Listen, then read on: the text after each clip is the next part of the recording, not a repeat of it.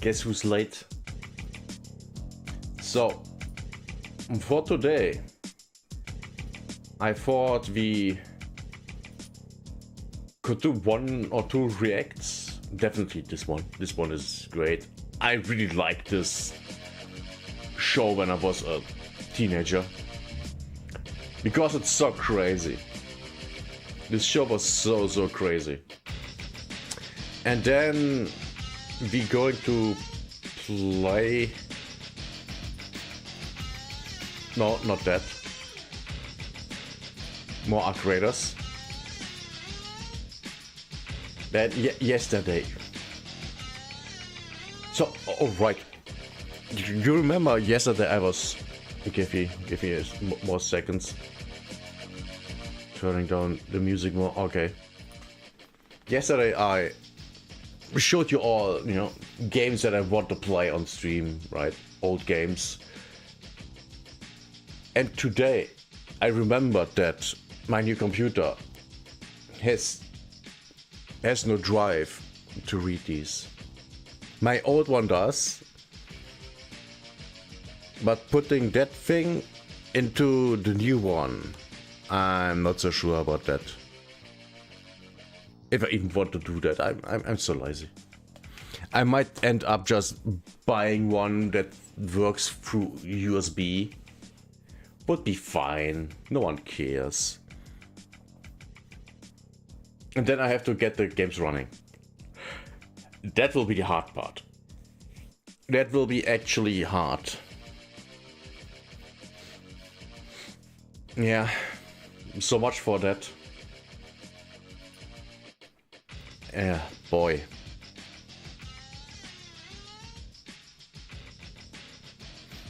You know what?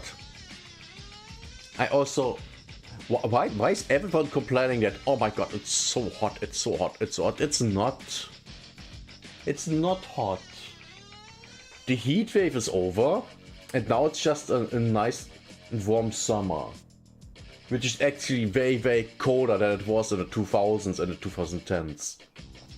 And in the early 2020s. How can I say that? Because I was there. The heat wave that we had, you know, where everyone was complaining and oh my god, it's so bad. That was a normal summer in the 2000s and 2010s. Until a couple of years ago. That was a normal summer. And I don't mean, oh yeah, we had this heat wave every summer. No, that was just... almost the entirety of the summer was that temperature. And no rain. Which is called a drought. And that's over. It's raining a lot. Compared to the 2000s and 2010s. A lot. And I've heard, oh my god, the heat, it increases the chance for forest fires. Well, number one, duh. Number two, in the 90s we had forest fires every year, at least once. In Germany there was at least one forest fire per year in the 90s. That was normal. And then in the 2000s there all of a sudden were none. Even though it was a lot of times hotter. And the same goes for the 2010s. I don't even remember when we had the last forest fire. And I said, I think last time I talked about this, that might also be because less people are smoking and going through the forest, right? Because back in the day, a lot of times the forest fires were started by people throwing away their cigarette butts. True story. Very true story. Oh god, yeah, yesterday. I ordered me painkillers from my doctor on Friday. And yesterday I wanted to get them, but the time I went out of the house before the stream, the pharmacies didn't open yet, and after the stream they all have closed already. So I'm out of painkillers. Well, I'm not 100%. Wait, do I still have painkillers in the bathroom? Maybe. I do. I do have one more pill that I will take because pain.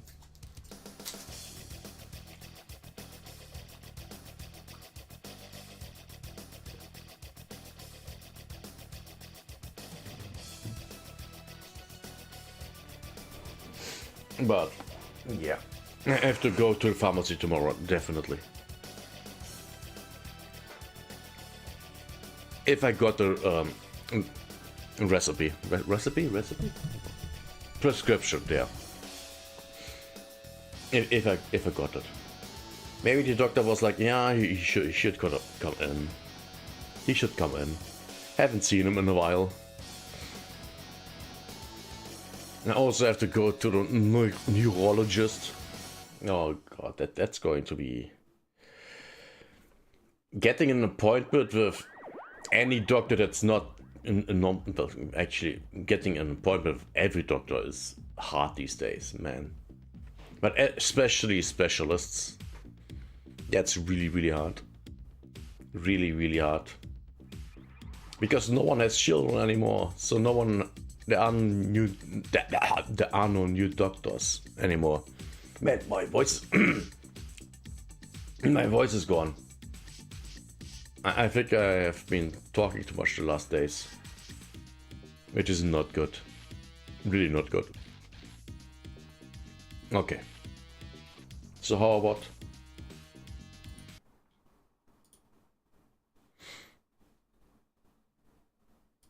How about we start with Unhappily Ever After, the bizarre Married with Children knockoff that launched the Warner Brothers, I guess Warner Brothers, then vanished. This was a great show. It was so insane. You will see. Such an insane show.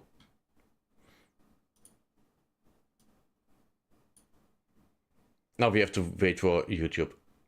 It was the Married with Children knockoff with a used car salesman who talked to a stuffed bunny named Mr. Floppy that critics hated, but was more important than people realize.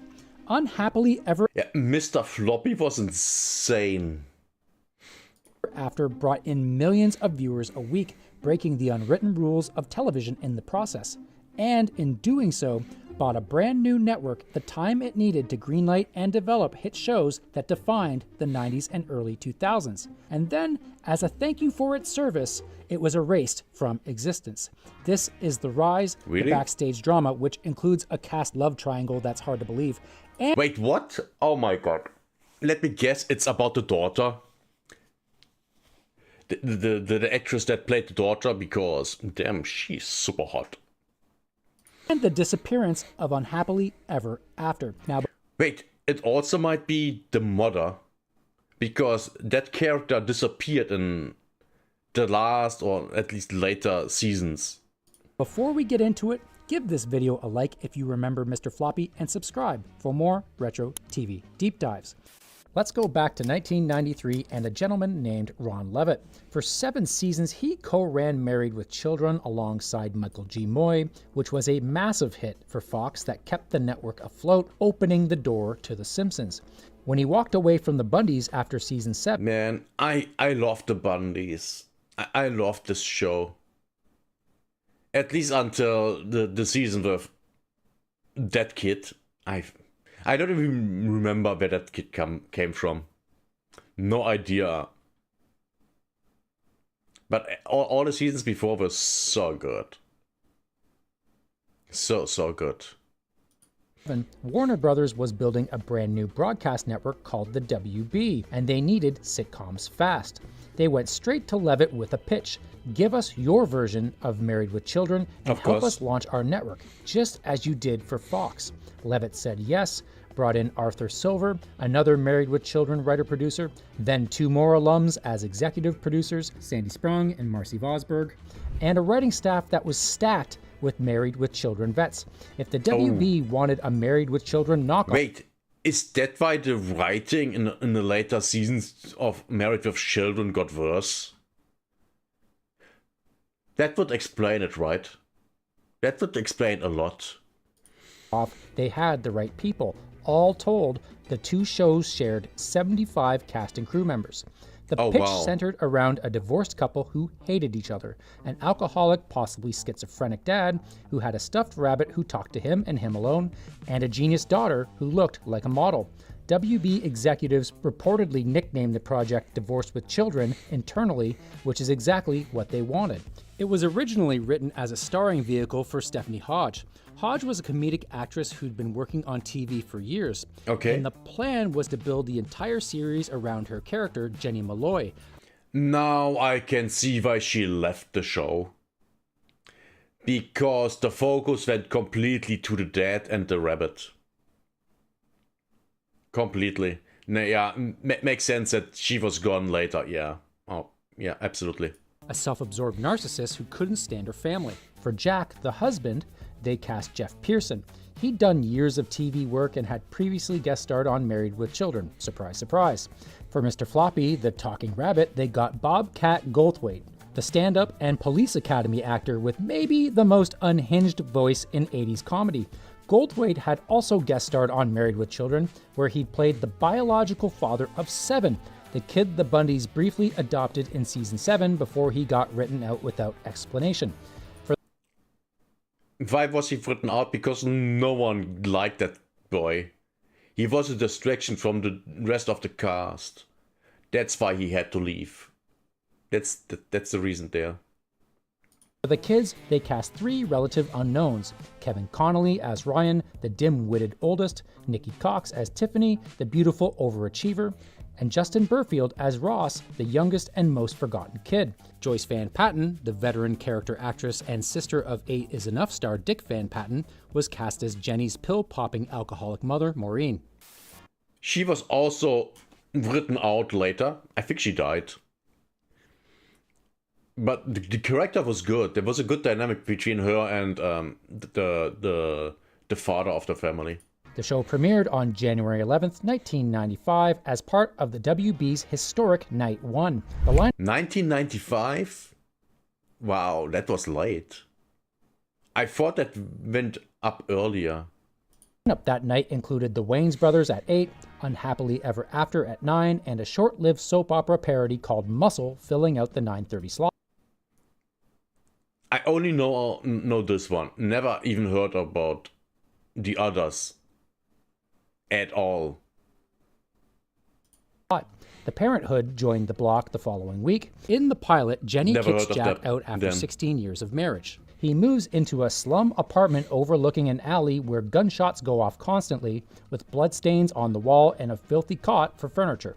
The stuffed rabbit he brought, a gift from his youngest son, starts talking to him. Reviews, understandably, were mixed. Variety called it blatant and crude, but praised Hodge's brazen performance. The pilot pulled 2.7 million viewers, and for a network in its first month of existence on a Wednesday night with 0 brand recognition, that was decent.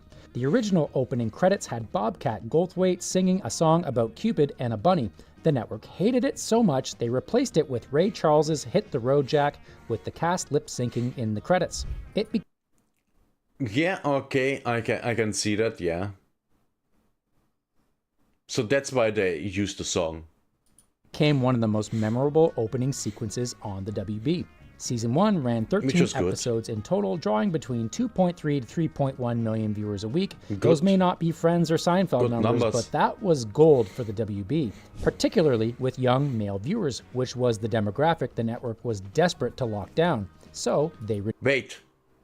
If that's the demographic you're going for, young male, why would you have the show being focused on the mother?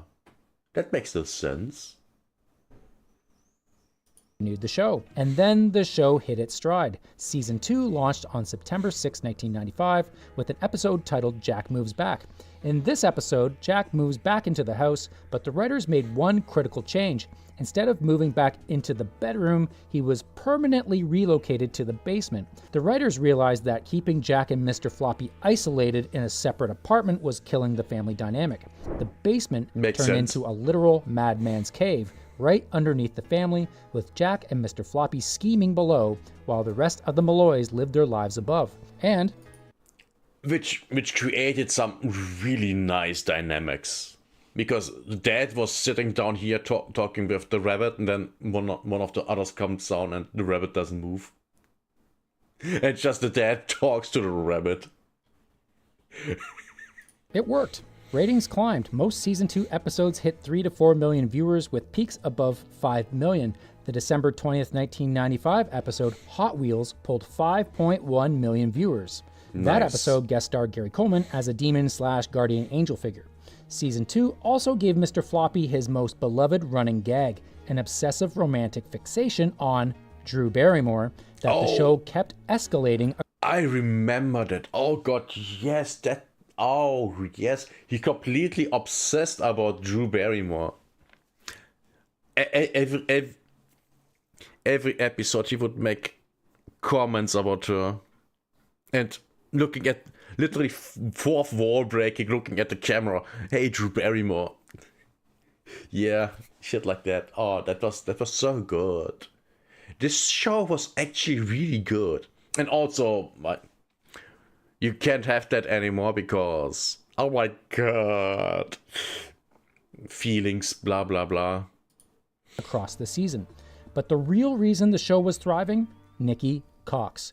The show was built around the mom, but by season 2, it was clear the breakout star was daughter Tiffany. So in season 3, the writers leaned in. Storylines shifted to her high school escapades, her schemes, her boyfriends, and her rivalry with new character Sable O'Brien, played by future Terminator 3 star Kristanna Loken. The season 3 episode Lightning Boy, which aired October 6, 1996, pulled 5.7 million viewers. Those were massive numbers for the WB. They had to keep leaning into what was working, and that created a problem. The writers had run out of things to do with the mom, Jenny, and Hodge ultimately decided to leave. So the producers cooked up one of the most insane character exits in sitcom history. In the season 4 episode, The Ghost and Mr. Malloy, Jenny announces she's heading to a spa to use the tanning bed. She falls asleep under the lamps and essentially gets cooked to death. The next week, in Exorcist... That's a crazy, stupid way to write a character out. But it's funny.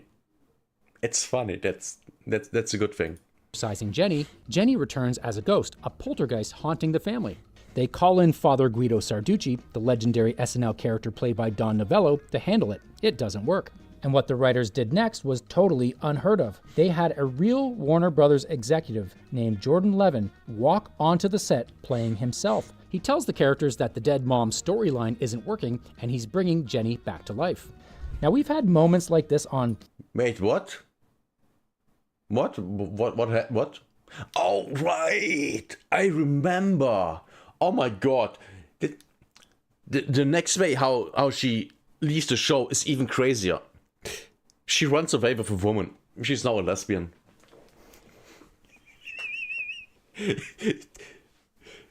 Oh my god. Now I remember that stuff. Oh, that was... Yeah. That stuff is so crazy. So crazy. Man, I miss that show. Not as much as I miss Married with Children, but I still miss this show.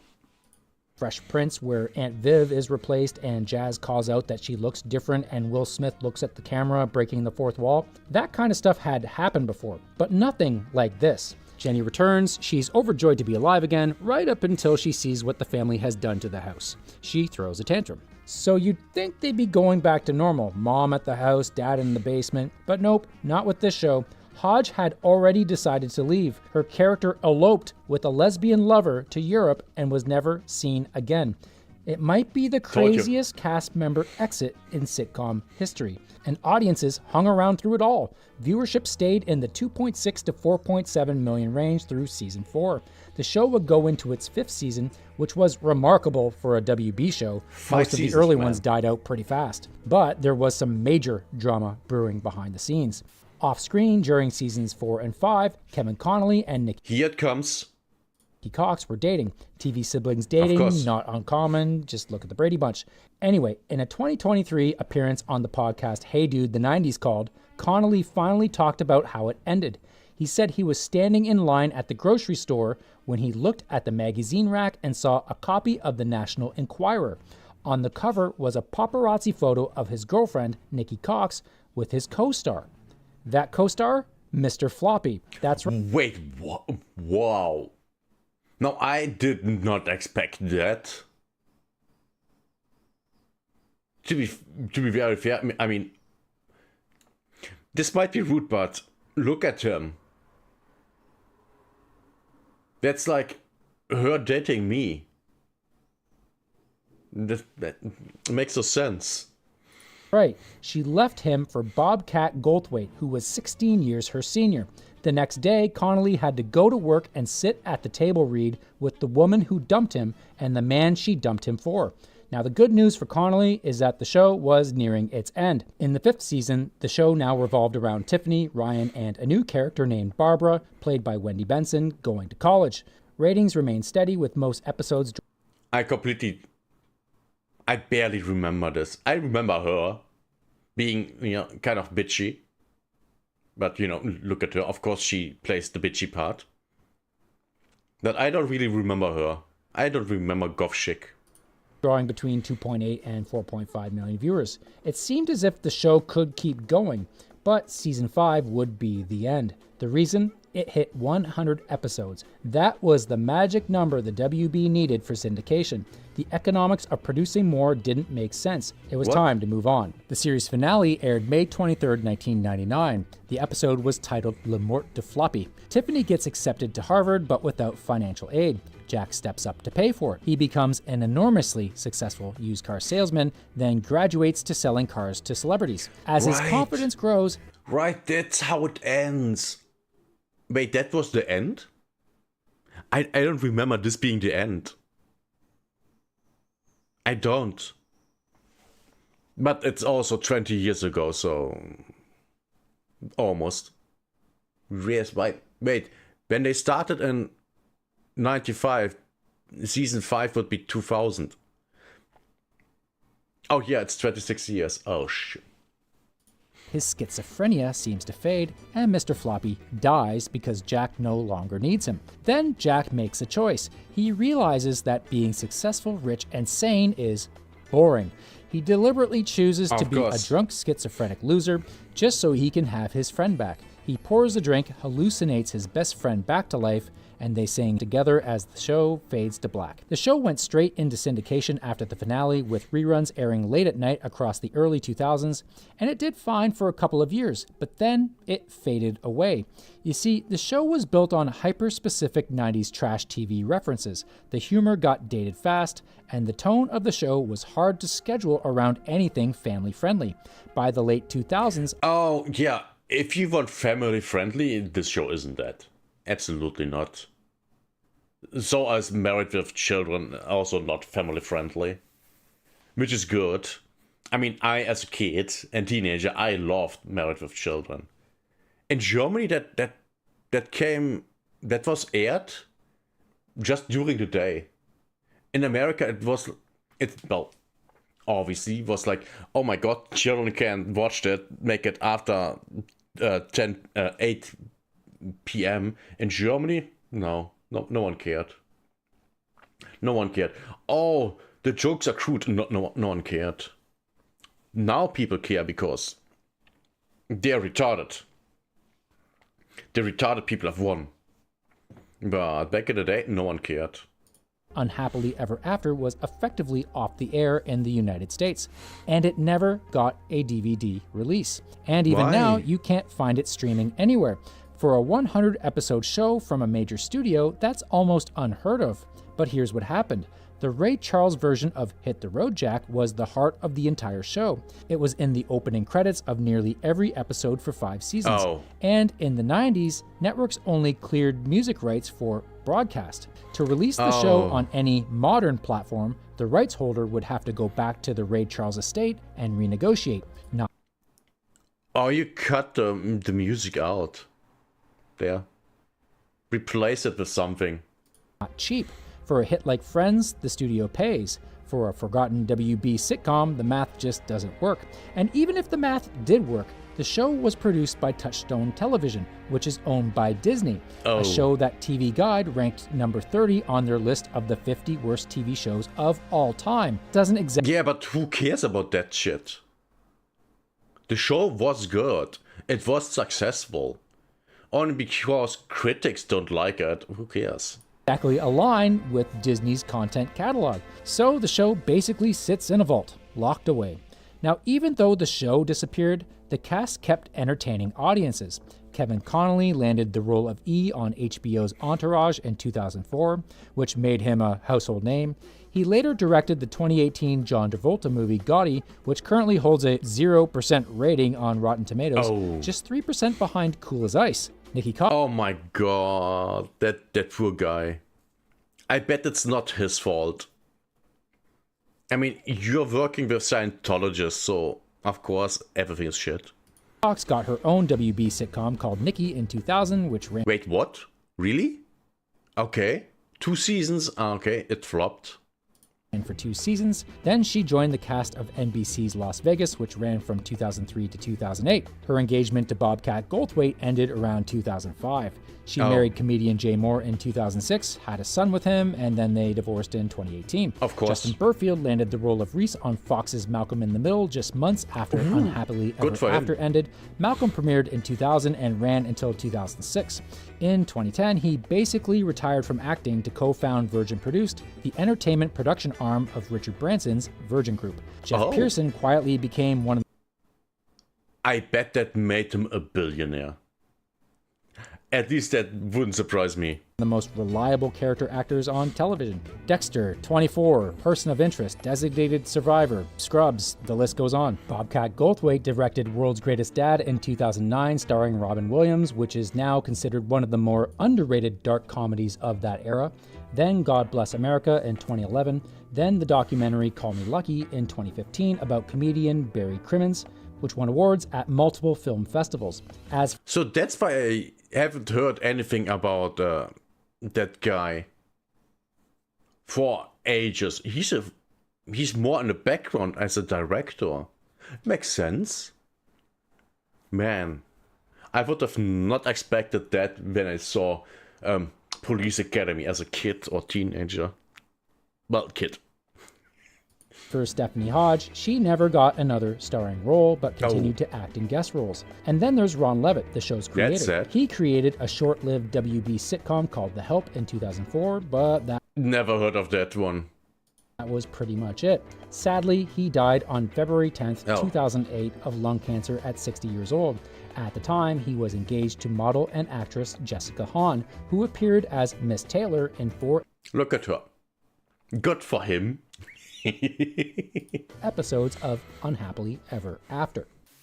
And we were always like the stepchild on that network, like, because it got good numbers, but it was just like their one comedy that I don't know.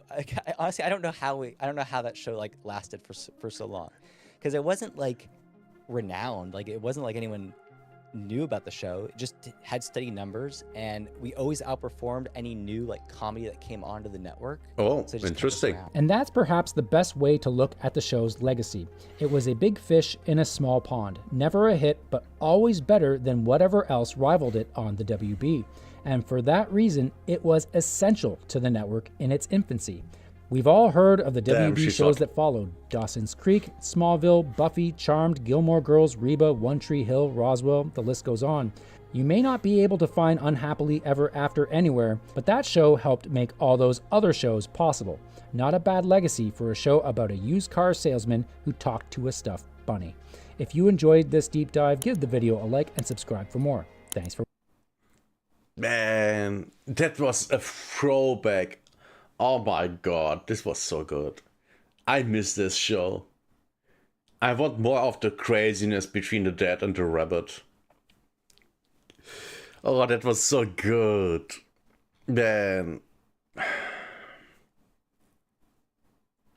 It's so sad that there's no DVD set of this show, man. So sad. But yeah, you can't bring out a show like this anymore, because all the Karens would complain, because They're bitches. They're bitches. And with that, we're at the end of this video. If you liked it, give it a like. If you want to see more like this, subscribe. And let me know in the comments, what was your favorite memory about this show, if you've watched it. For me, number 1, the dad with the rabbit, and number 2, well, the redhead. See you next time. Bye bye. And that was one more react, one more video for next week. One more video. Damn, it's you know what? It's not super hot, but it's warm enough that wearing 2 layers is too much. Wearing 2 layers is too much.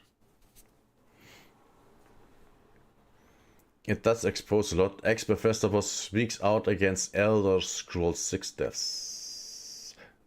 How about we watch that too? Before we go and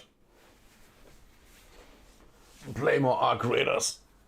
In preparation for the next expedition. How about that?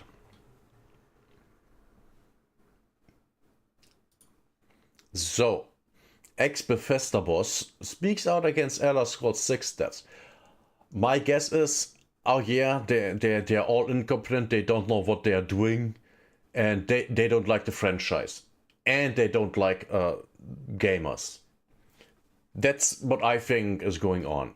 Let's see. Let's see. Am I right here or am I wrong?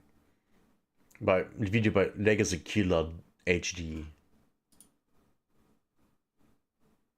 Damn, that character. We will not see anything like that in a game. We'll dive into Gears of War E-Day, but before we do, one franchise that has been with us from the beginning is Call of Duty. Now, it's bigger than ever. Sure. Why are you the way that you are? 8 years. It has been 8 years since the Elder Scrolls 6 was announced. An announcement that taught... Wait, that was 8 years ago? Wait, that was in 2018? 8 years ago, and we have seen nothing so far. I mean, we have seen this, right? But that's just a cinematic. That has nothing to do with the actual game. So we have not seen anything from the game in 8 years, and that's at least how long the development is going on, right? Right? They aren't doing, oh yeah, we started developing this game 3 years ago, and then we put it out. Right? Right? Because it's Bethesda, right? Bethesda means quality, right? Right? Yeah. Todd Howard has now said multiple times he regrets. If you don't remember, they did it because Fallout 76 was being announced and they wanted to show their commitment to single-player story-driven games. That's why The Elder Scrolls 6 and Starfield was revealed at that time. Wait, what? Why would you? What? Oh, that's so... Of course Todd Howard makes a stupid decision. Of course. I mean, at this point, we are expecting this guy to be just an idiot, right? Just an idiot. And he doesn't know what he's doing. Just way too early, and it's probably going to be about almost 20 years between Skyrim to the Elder Scrolls 6, and that is just honestly insane. Way too long of a gap, and the vibe surrounding Bethesda is just as bad as it gets, and it has only gotten worse the last couple of years, especially with their horrible ports and such. Wait. Oblivion Remastered is still broken a year after release. Oh no. See? Even, I mean, they say remaster. Isn't that just a complete remake in Unreal Engine 4 or 5? Because that's what I thought it was. And even that studio, which is not Bethesda, couldn't make a game that's not broken. Is the underlying architecture of the game which is not the engine, but how the game is built, the systems and stuff like that. Is that the problem? Could be. Gotten worse the last couple of years, especially with their horrible ports. Fallout 4's 10th anniversary update is a complete crap show that nobody wanted. Yeah, I could guess. Bethesda has once again updated its popular RPG and made it worse in the process. Which is exactly 100% what I would expect of Bethesda. 100%, yes. If you are surprised by Bethesda making one of the games worse with an update, you're stupid. You're stupid and you deserve everything bad that happens to you. Because of your stupidity. And such, and also Starfield's dwindling players and just the poor reputation that it has retained. And its latest expansion, Terran Armada, just really didn't do much to change minds at all. I think it was just a disaster in certain regards. Maybe not as bad as Shattered Space, but still a lot of mistakes made there overall with Starfield. And yeah, why would you play Starfield? I have no one ever heard of saying anything good about Starfield, I think. With the exception of people that basically don't play games. Or people that don't know what a good game is. That's why there's just so many concerns that are now going to be felt with the Elder Scrolls 6, and Bethesda doesn't really seem interested in trying to sway opinions, at least yet, until the game is farther into development, I suppose. And it seems to be their marketing practice to really not want to show anything until the last 6 or so months, and it's probably going to be the same with the Elder Scrolls 6, but I just don't think that they... I don't think that they really deserve that type of Rockstar attention. You know, Rockstar games can get away with the secrecy and such. I don't think Bethesda has earned that anymore. Kind of, maybe. I think they really need to be upfront and talk about their... I mean, yeah, of course Bethesda hasn't earned it because they haven't made good games in ages. None of the games they released in the past 10 years have been good. I shouldn't say released. That they made and released. Because Doom was fine, not made by Bethesda. And also I can't understand why Bethesda doesn't use the engine of Doom, which to my knowledge is just an advanced CryEngine game, CryEngine build. When I remember correctly, I'm not sure. It might be something completely just made, created by id Software, but I'm not sure about that anymore. Their vision, they really need to be more detailed about what they have planned for this game. And they're obviously not going to do that, but they should. Ultimately, though, the state of Bethesda is really just bad right now. This is what you get out of the Elder Scrolls and Fallout. On the single player side, is just them constantly talking. This looks so bad. The Barn Darblades creation adds Joyd and Joan, powerful, unique weapons that honor Barn. Blah blah blah blah blah. Okay, you get new weapons. Okay. The game looks so bad. This looks so bad. It looks like it's a game that came out almost 20 years ago. I wonder why. About paid mods that you can buy from other creators in which they get a cut from, which I just don't care for, and I think most of you don't care for it either. But this is what they love to market. This is the only thing you see on Starfield, the Elder Scrolls, and Fallout on their social media profiles all of the time. And then there is, again, they don't really... Is that game still alive? Protect the Wasteland. Grab your free Protector player title in an Atomic shop now. Oh, great. Yeah, is this game still alive? Oh, you know what? We can look that up. Oh god, how was it called? Oh yeah, Fallout. Fallout 76. This game is literally doing better than Marathon. Oh my god. Fallout 76 is better than Marathon? After over 3 years. This game has still more players than Marathon? This piece of trash has more players than Marathon. And I can prove it. Yeah. I'm gonna go back. 7,000 something peak. Just go back. Ah, Fallout. 11,000. And the concurrent players are also higher. Wow.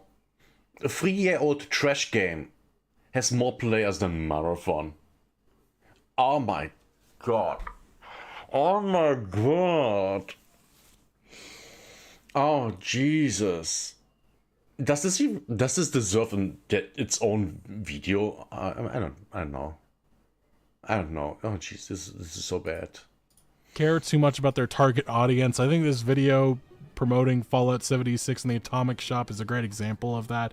Like, I get it, some people are saying this is just a silly thing. Some people are responding with, oh my god, we're going to be waiting decades for the Fallout 5, because that's a whole other thing, but that's going to be another 20-year wait, it feels like, for a new mainline Fallout installment. But yeah, Fallout 76, that is their sole focus, making sure that grows. Look how low res the textures are. How can a game look like this in a times of literal Unreal Engine 5 or 4 or any other engine? This looks so bad. And that is their live service, baby, for the Fallout franchise that will continue to live on in expansions and updates that I just not very impressed by. But it's a shooter experience that enough people find enjoyable, and it continues to this day, and it continues getting big updates and such. Guess that goes to show the popularity of the Fallout fan base. They've also done interviews with places like CNN and such, trying to, again... Fallout fans must be masochists, because there's no other explanation. Thank you to CNN for the conversation on Fallout 76 and our latest update. Infestations along with exciting features coming in the future. Really? CNN did a thing about Fallout 76? You know Bethesda is desperate if they go to these people, right? This is crazy. Getting the casual average gamers involved, because again, the target audience doesn't really matter, and everything that we've seen out of Fallout really since Fallout 76 has really been targeted at the more casual generic audience. Furthermore, though, I think this is a great example of my thoughts on the Elder Scrolls 6 right now. It has now been 8 years between when we got our first trailer. Don't let these people gaslight you. It's extremely normal to want news for a game that was officially... Let's see, just remember that the Elder Scrolls 6 got a trailer 8 years ago. Don't let these people gaslight you.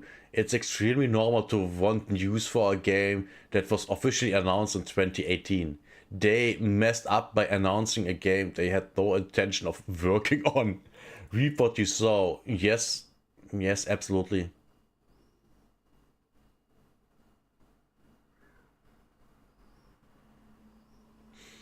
He's completely right. Completely. Announced in 2018. They messed up by announcing a game they had no intention of working on. Reap what you sow.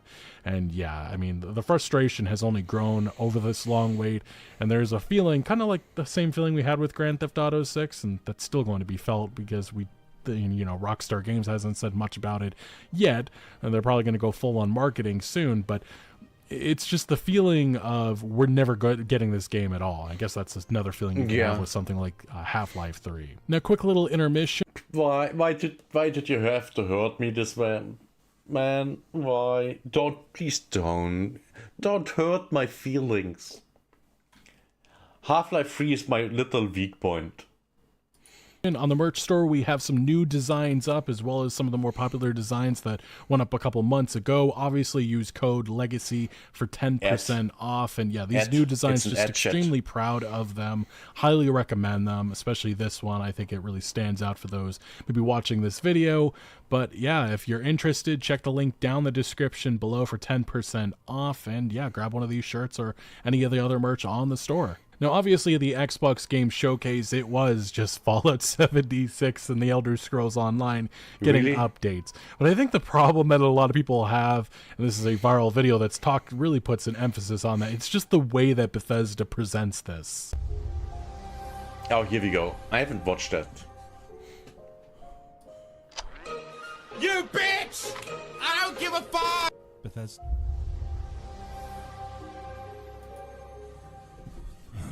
Why would anyone get excited about Bethesda? I don't give a fuck about Elder Scrolls Online! Please, just... Don't take this the Oh, the anger. I've heard recommendations that they put ZeniMax Presents or something else. I think that would do good. I think Bethesda Presents kind of gives the feeling that something major is going to be announced, whether that be something from Arcane, id Software, or yeah, the main studio, Bethesda Game Studios. I would love something new from id Studios, or id Software, id Studios. I would love that.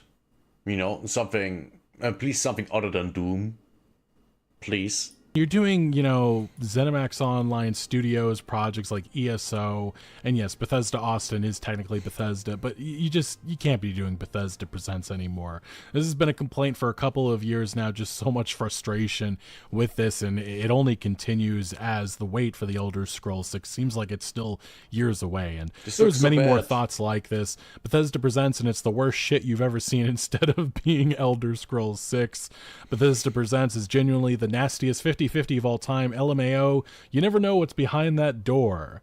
And somebody, again, the down feeling that so much of the Elder Scrolls 6 community has right now. At this point, I'm convinced the Elder Scrolls 6 is never going to be revealed or come out. Bethesda constantly presenting other things they're working on, but never saying anything about the Elder Scrolls. Well, yeah, they want to keep the fans in the boat, so they don't say that, oh yeah, Elder Scrolls 6, that's not going to happen. Or the Elder Scrolls 6 is going to be a live service game. Always online. And, of course, also multiplayer. How about the Elder Scrolls 6 will be just like Starfield. Just like Starfield. No good writing, boring characters, nothing interesting there, and the graphics sucks. That would be funny. Sucks.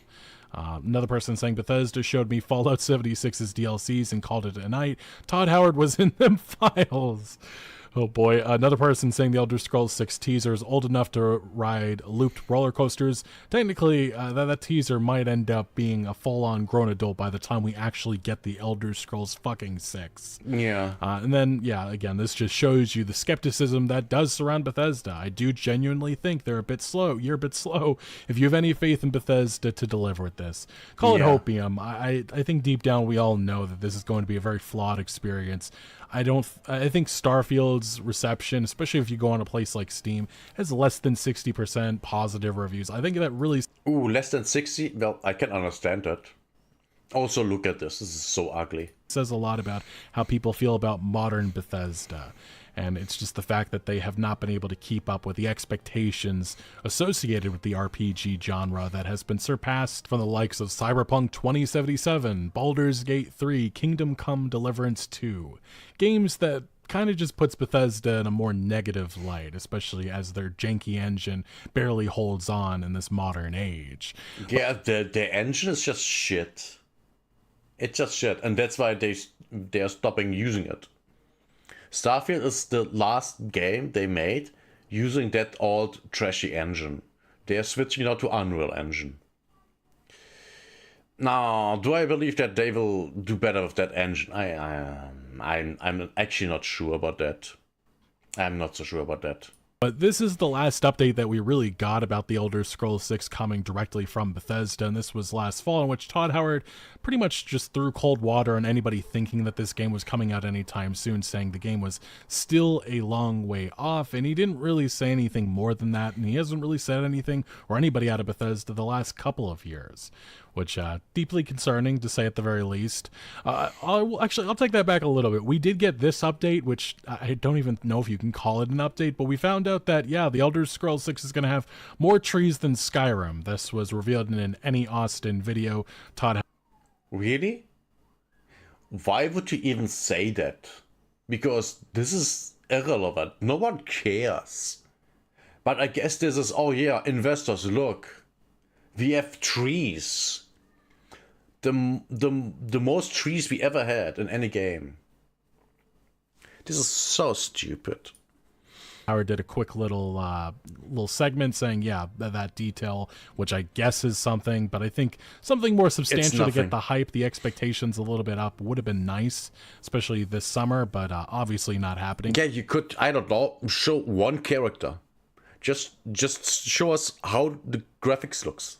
Show one character. There. No, they don't do that. Maybe next summer, maybe something Bethesda can tease at. It would do some good for the community, I will say, even if, you know, a lot of people are still going to doubt Bethesda because of their last couple of games that have not been positively received. I guess that's the nicest way to say it. Because they are bad. Because they're bad, they're buggy, they're boring. That's the reasons. Xbox, we did hear from the CCO, Matt Booty. Xbox Chief Content Officer Matt Booty speaking to Variety, and the question of The Elder Scrolls 6 came up, and why wasn't it part of this year's Xbox showcase? He said, I would say one of the more challenging balancing acts of someone in a job like mine is balancing that you want to go show the world all the cool stuff you're working on, and you want to get them excited early, but we also know that we want to wait until the right moment, which really hasn't been the case with Xbox in general for the last number of years. Hell, they announced Fable and State of Decay 3 like way too early. Maybe that is a lesson learned, I guess.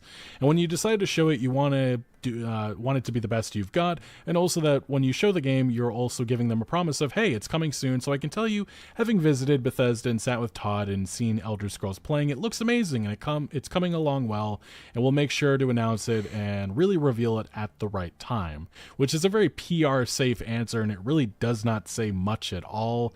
But it's an update, I suppose, and the big thing is about this, what is he going to say? Oh yeah, The Elder Scrolls 6 is it's a piece of dog shit right now. Who knows if it's actually going to be worthwhile? Him saying it's amazing just doesn't mean much to me. I mean, he probably said the same thing you would say. Well, of course he says it's amazing. He wants to sell stuff. People that want to sell stuff lie. Have you ever heard a politician talk? Of course, everyone is lying. The same thing about modern, Starfield and the feelings surrounding that game. So this is just opinions that don't matter to me. But yeah, the game's coming along well. We've heard that for the last couple of years, and we don't really know where it stands in the current timeline, because right now all feelings is that this game's probably not coming until 2029. I think that's the expectation everybody has. But again, the vibe surrounding this just not well. Anyone has any expectations for that game? I believe the game coming out when it comes out. When they announce, yep. When they show the game. When they show the game, I can believe that they're actually working on it. Because I don't know if they actually work on it. No one does. Like, we can have these little PR safe answers. We've had them from Todd. Now we have it from Xbox management. But you have to talk about the elephant in the room, and it's just the news that we've had the last couple of years. And it's like the Elder Scrolls lore master, Kurt Coleman, left the company earlier this year and blasted them. He had a lot of thoughts about what's going on behind the scenes, the bureaucracy, broken promises, and Todd Howard. I think this was an interview done with PC Gamer. I have a dedicated video on it. Highly recommend the watch if you haven't. It was just one of those things that we heard a lot of reactions from, integral former Bethesda developers that spoke about massive concerns with Coleman no longer at the studio, as he was an integral voice with the Elder Scrolls. He was viewed as one of the most notable individuals that came up with so much of the lore that people love to this day. Michael Kirkbride, a former developer, really was angry when Coleman left. And yeah, this is just one of those things, another aspect of concern that has been talked endlessly about. And right now, just so much skepticism in the air, and Bethesda could do something about that if they had something to show, but I guess they don't. But on that note, we've heard from more Bethesda developers that continue to voice their skepticism with the Elder Scrolls 6. And that's the point where you have to think, if everyone that has anything to do with the game and developing it, right, knowing what's going on, is saying, oh yeah, stuff is not going well, you should be worried. If you're someone that's looking forward to the Elder Scrolls 6, you should be worried at this point. I mean, I can't imagine being so stupid that you are looking forward to a Bethesda game, but yeah, that's a me thing, because I don't trust them for obvious reasons, like older games being trash and buggy. That's where we are. Bethesda back in the day. Oh yeah, Bethesda game. Yes. And now, oh, Bethesda game. Oh. But for reasons. This is a couple of them. This is from Kiwi Talks, in which he highlights how a lot of them are worried about Todd Howard just being stretched too thin. He's doing so many other projects, and he's really not paying attention to his, well, the Elder Scrolls 6. This is specifically what they said. You know, the Toddification of these things happened where, like, you know, you have one guy, Todd Howard, who's like kind of really manning the ship and talking to everybody and doing all the things, and the higher he gets, the more he's just like not connected, and the center ceases to hold. That is a problem. That is a massive problem, because Todd Howard, he is the main Bethesda voice. Everybody looks to him. That yes men culture, it is a problem, but that is how Bethesda operates.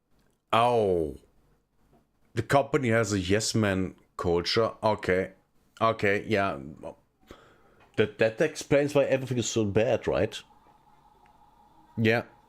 Everyone tries to appease Todd Howard, and Todd Howard doesn't know what he's doing. Oh, yeah, that explains everything. Operates. And if Todd Howard's not, you know, giving 150% on this project, I have extreme concerns that this is going to end up like another Starfield. And I know a lot of people are going to comment below like it's inevitable that it's going to be like that, but like I said, maybe it's just some of the hopium inside of me that it doesn't end up like that and this game actually ends up being worth it. But again, just constant bad vibes associated with this game. This was an interview done just a couple of weeks ago from Kiwi Talks. It's an extensive one, but very eye-opening. But we also heard from an ex-Bethesda executive, Pete Hines, who said the Elder Scrolls 6 maker isn't part of something genuine or authentic at Microsoft. He left the company around 2023, and he has been very vocal about his disdain for Microsoft and how they've gone about their management of Bethesda. He just really does not like how all of this went down. It kind of shifts a lot of the issues with Bethesda, what's going on? You know, the overall publisher, Bethesda Softworks, onto Microsoft, but I think we all know that this started many years before that. Regardless, though, he's also very down on modern Bethesda. He said in an April interview, "I was staying there because this place still needs me. I just hit a point of, yes, it needs me, and I am powerless to do what I think needs to be done to run this place properly, to protect these people, to maintain what we worked so hard to create, which is an incredibly efficient, well-run video game developer and publisher." He continues, "And when I was unable to do that, I thought my job should involve in continuing to have that place be, you know, if not the most efficient publisher in the gaming industry, it was way the F up there. And when I couldn't protect it and I saw how it was getting damaged and broken apart and frankly mistreated, abused, whatever word you want to use, I said I am not going to sit here and watch this happen right in front of me." So he left the company around 2023, infamously, I believe. So Bethesda is a shit show. Yes, yeah. I mean, we know that for years. I mean, just look at the games they make. Of course the company is shit. Of course it is. I wouldn't expect anything else. Redfall launched right afterwards, and yeah, Bethesda is a publisher. I forgot all about that game. Wait, that was a Bethesda game? No. Was it a Bethesda published game? Maybe. Just No, it was Microsoft, some big right? misses lately. Hines did continue saying the worst part of his career was to join a place that I genuinely was a fan of and people there I genuinely held in high regard and esteem, and then to get there and see how it actually worked. And this is always the big concern with Bethesda going under the Microsoft umbrella, was that you're dealing with a $1 trillion company that does not care about this studio at all. They care about the money, the dollars. And as the Xbox division continues to be embroiled in chaos, they are looking at Bethesda. They are looking at those numbers. They want money to be produced.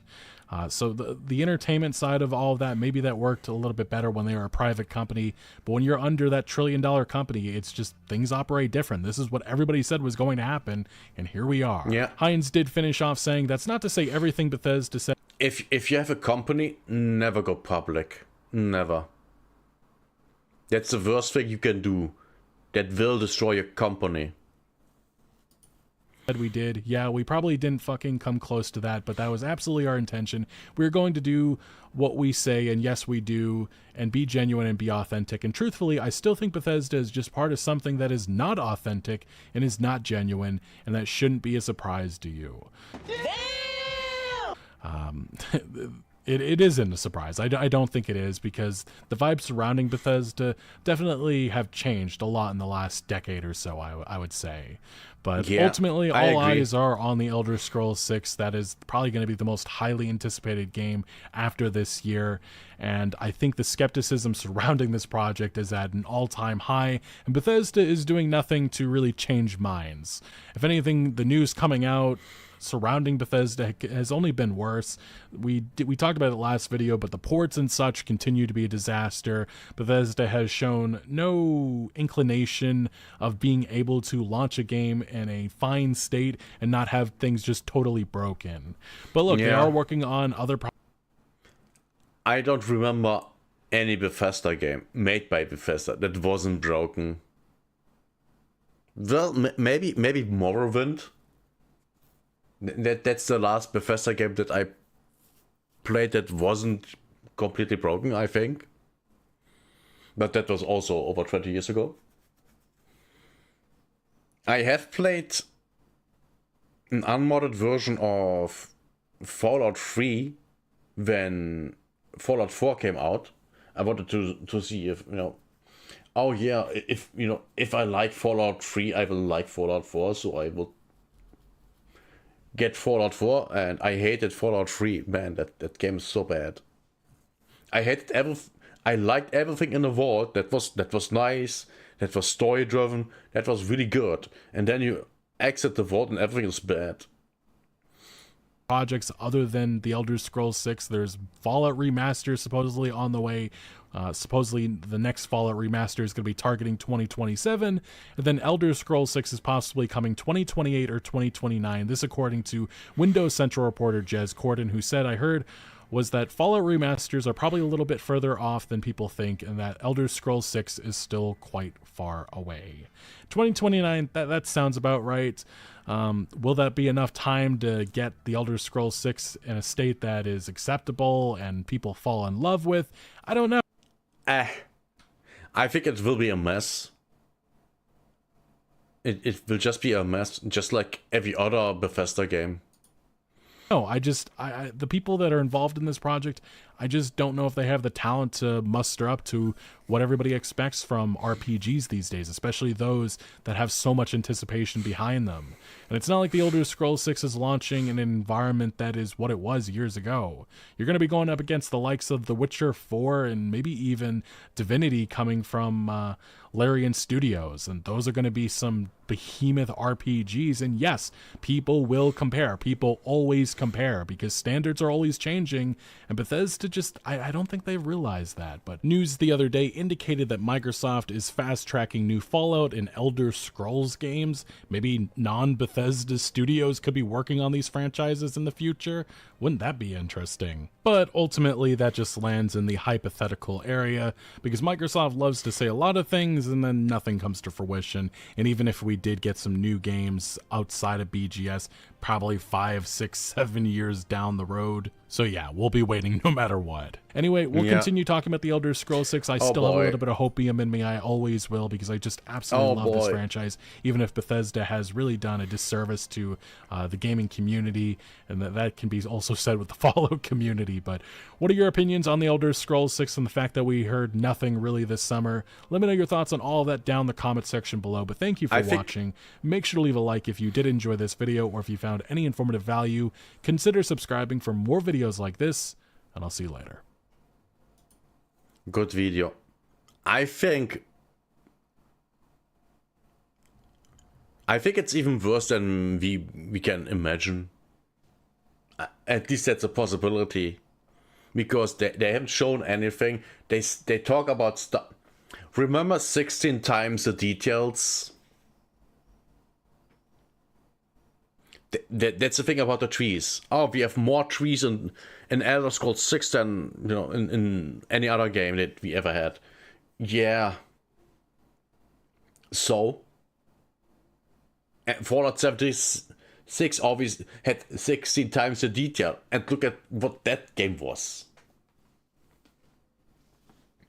So why would anyone believe anything Bethesda says? Why? There's zero reason. They literally have a track record of lying, of selling you snake oil. That's the company that they are. Why would you believe them? Why? I don't hold my breath for their games. Why would I? They haven't made anything that's remotely either interesting or not buggy. Or runs like trash. That's also a thing. Their games run like trash. Man, Bethesda. What a shame. What a shame that this company even exists at this point. It shouldn't. Man, now I'm mad. See you next time. Bye. And while we're at it, my internet is dead. So we're ending your stream. Sorry guys, but literally internet is dead. Literally.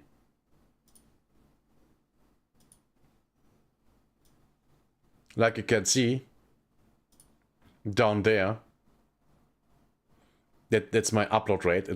It's going back and up, down and up again all the time. I've dropped over 13,000 frames. Man, this is bad. This is really bad. And of course now nothing happens. Of course. The usual, right?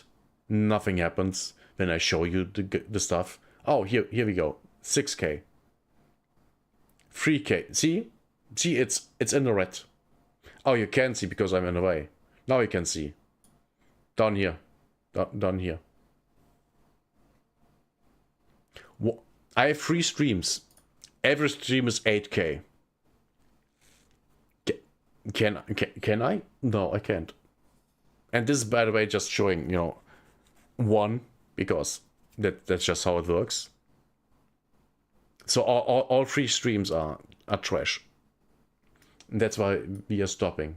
Sorry guys, but it's shit. And see you, I don't know, next time I stream. Have a nice Sunday. How about that? Bye bye. Bye bye.